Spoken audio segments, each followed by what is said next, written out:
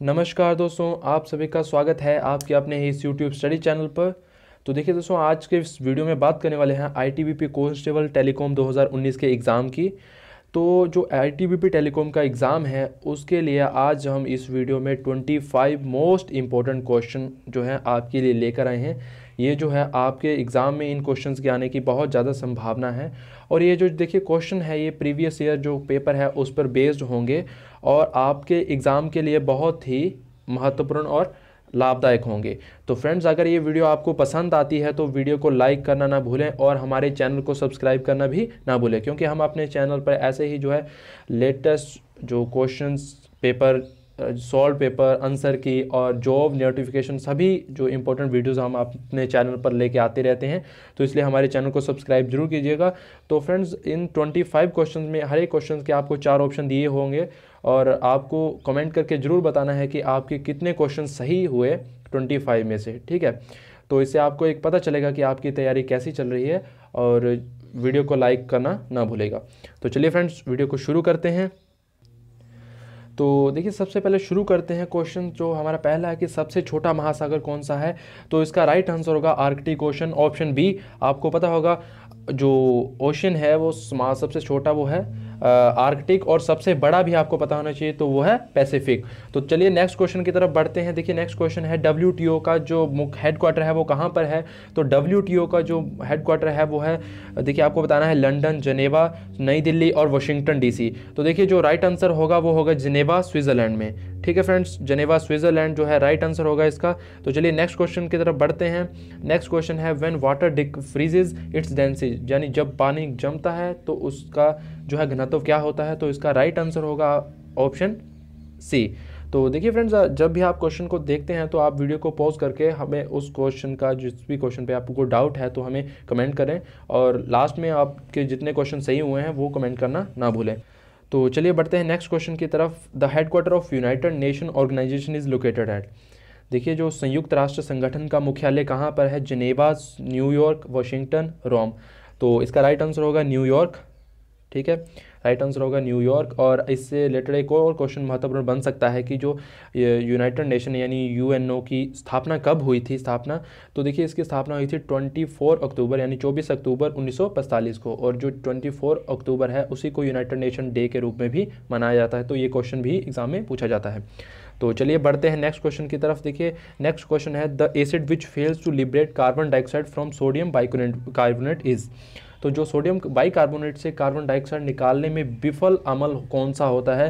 तो आपको बताना है वो सल्फ्यूरिक एसिड है या फिर फॉर्मिक है या कार्बनिक है या एसिटिक एसिड। तो इसका राइट आंसर होगा एसिटिक एसिड। एसिटिक एसिड यानी ऑप्शन डी जो है इसका राइट आंसर होगा। तो चलिए बढ़ते हैं नेक्स्ट क्वेश्चन की तरफ। तो नेक्स्ट क्वेश्चन है, देखिए नेक्स्ट क्वेश्चन है नेम द फर्स्ट इंडियन।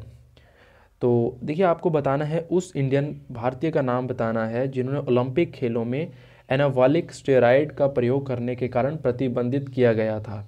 ठीक है, तो पहले भारतीय का नाम बताना है। तो आपके ऑप्शन देखिए सुमिता लाहा, टी सामांजा चानू और अश्विनी अकुंजी और प्रतिमा कुमारी। तो इसका राइट आंसर होगा बी, ऑप्शन बी, यानी टी समांचा चानू। ठीक है, टी समांचा चानू इसका राइट आंसर होगा। ये संबंधित है वेट लिफ्टिंग से और इनको जो है ओलंपिक थे समर ओलंपिक 2004 में ये जो है इन्हें प्रतिबंधित किया गया था। तो उसके बाद क्वेश्चन है, देखिए जिला कलेक्टर का पद कब बनाया गया था। और आपके ऑप्शन है 1771 और 73, 1772 या 1786। तो इसका राइट आंसर होगा ऑप्शन सी, 1782 में जो जिला कलेक्टर है उसका पद बनाया गया था। तो काफ़ी महत्वपूर्ण प्रश्न है।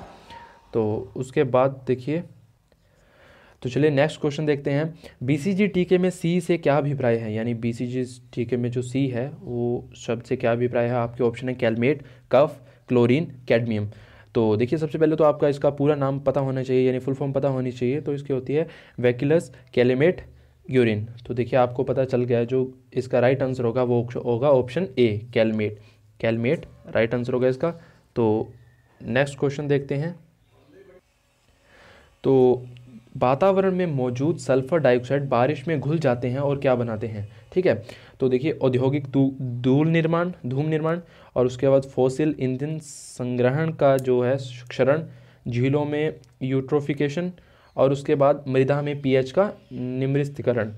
तो इसका जो राइट आंसर होगा वो होगा मृदा में निम्न स्तरीकरण। तो ऑप्शन डी जो है राइट आंसर होगा, lowering the pH of soil. तो जो पीएच सॉइल है, जो पीएच है मृदा का, उसको घटा देता है। ठीक है। तो देखिए अगला क्वेश्चन है कि जो chemical composition of heavy water is, यानी जो गुरु जल का रासायनिक संगठन क्या होता है, H2O, HDO, H2O2 या फिर D2O। तो देखिए इसका राइट आंसर होगा D2O। ठीक है। तो चलिए बढ़ते हैं नेक्स्ट क्वेश्चन की तरफ। निम्नलिखित में से क्या स्वतः पोषित है? अलगेई यानी शैवाल, उसके बाद तितली, मशरूम, टिड्डा। तो इसका राइट आंसर होगा शैवाल, अलगेई। ठीक है। तो उसके बाद नेक्स्ट क्वेश्चन है कि who of the Delhi sultan pursued the policy of blood and iron. किस दिल्ली सुल्तान ने कठोर नीति अपनाई थी? ठीक है, यानी ब्लड एंड आयरन की जो पॉलिसी है वो किस जो दिल्ली के सुल्तान ने अपनाई थी? गयासुद्दीन तुगलक, अल्तुतमिश बलबन या अलाउद्दीन खिलजी। तो फ्रेंड्स इसका जो राइट आंसर होगा वो होगा बलबन, यानी ऑप्शन सी। ऑप्शन सी इसका राइट आंसर है, बलबन। तो देखिए उसके बाद नेक्स्ट क्वेश्चन देखते हैं। तो नेक्स्ट क्वेश्चन है फ्रेंड्स आपके सामने कि जो दादा भाई नौरोजी ने अपने धन का पलायन सिद्धांत को किस पुस्तक में वर्णन किया है? अब धन का जो पलायन है यानी जो ड्रेन ऑफ वेल्थ है, उस थ्योरी को किस पुस्तक में वर्णित किया गया है? तो देखिए आपके सामने है British rule and its consequences, उसके बाद है poverty and un British rule in India, उसके बाद है nature of British colonial rule. ठीक है। उसके बाद है exploitative nature of British rule in India. तो इसका राइट आंसर होगा poverty and un British rule in India, यानी ऑप्शन बी होगा इसका राइट आंसर होगा। तो फ्रेंड्स जो क्वेश्चन आपको नहीं आते हैं तो आप काउंट करते जाइएगा, और जितने क्वेश्चन आपके सही हैं वो कमेंट में ज़रूर करके बताइएगा। तो चलिए नेक्स्ट क्वेश्चन देखते हैं। नेक्स्ट क्वेश्चन है निम्नलिखित में क्या अभिन्न राशि है? ठीक है, नॉन डायमेंशनल जो क्वांटिटी है वो इनमें से कौन सी है?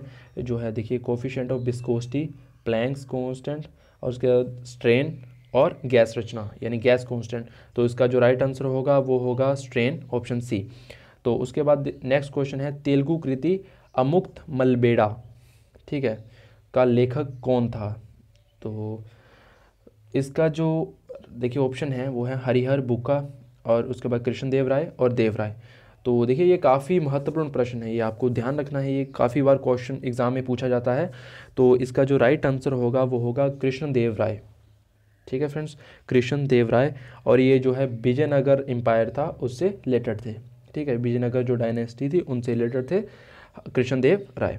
तो चलिए नेक्स्ट क्वेश्चन देखते हैं। क्वेश्चन नंबर,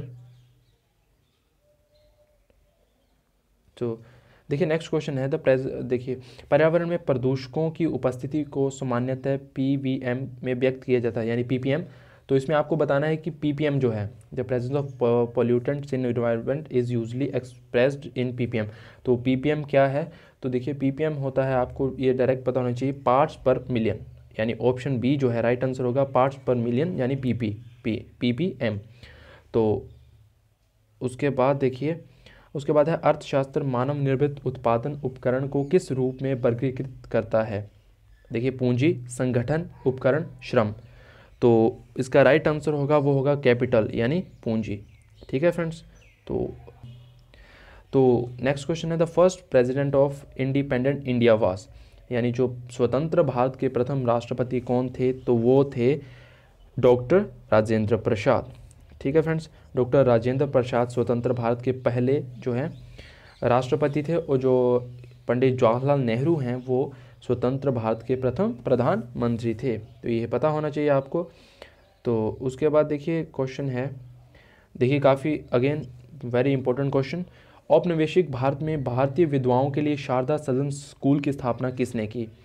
तो देखिए इसका ऑप्शन है सरोजिनी नायडू, पंडिता रमाबाई, महादेव गोविंद रानाडे, दयानंद सरस्वती।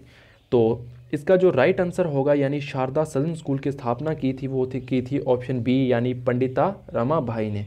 तो इसका राइट आंसर भी होगा पंडिता रमाबाई, जिन्होंने शारदा सदन स्कूल की स्थापना की थी। ठीक है फ्रेंड्स। तो चलिए नेक्स्ट क्वेश्चन की तरफ बढ़ते हैं। लोकतंत्र ऐसी सरकार है जिसमें प्रत्येक की हिस्सेदारी होती है, यह किसका मत था? आपके ऑप्शन है सिले, अब्राहम लिंकन, प्लूटो, जियो वंस। तो इसका राइट आंसर होगा सिले।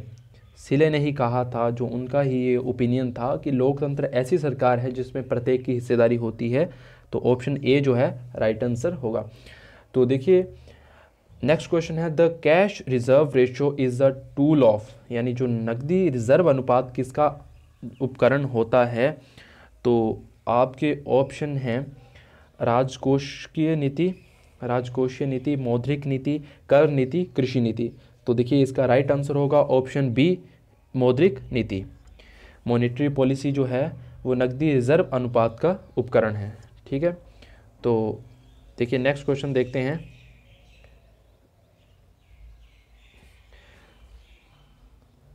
देखिए नेक्स्ट क्वेश्चन है, how does agriculture promote the Indian industrial development, यानी कृषि से भारतीय औद्योगिक विकास का बढ़ावा किस प्रकार मिलता है? तो देखिए यहाँ से आपको पता चलेगा जो जितने भी ऑप्शंस हैं वो इसमें सही हैं, यानी श्रमिकों को रोटी और कपड़ा मुहैया करा के, ठीक है, और उसके बाद है औद्योगिक उत्पादों के लिए बाजार खोलकर, कच्चे माल की आपूर्ति कर कर, यानी ये जो सभी ऑप्शन हैं ये कृषि से भारतीय औद्योगिक विकास का बढ़ावा मिलता है, इन सभी जो हैं कामों से।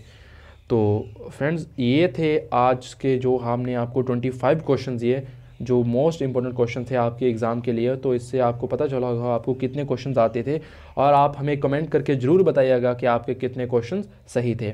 तो फ्रेंड्स चलिए फ्रेंड्स मिलते हैं नेक्स्ट वीडियो में। अगर आपको ये वीडियो पसंद आती है तो वीडियो को लाइक और शेयर करना ना भूलेंगे, और हमारे चैनल को सब्सक्राइब भी जरूर कीजिएगा।